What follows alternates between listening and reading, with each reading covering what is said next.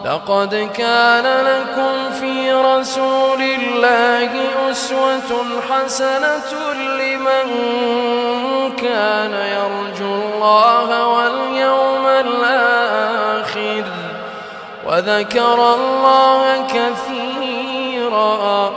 ولما رأى المؤمنون الأحزاب قالوا هذا ما وعدنا الله ورسوله وصدق الله ورسوله وما زادهم إلا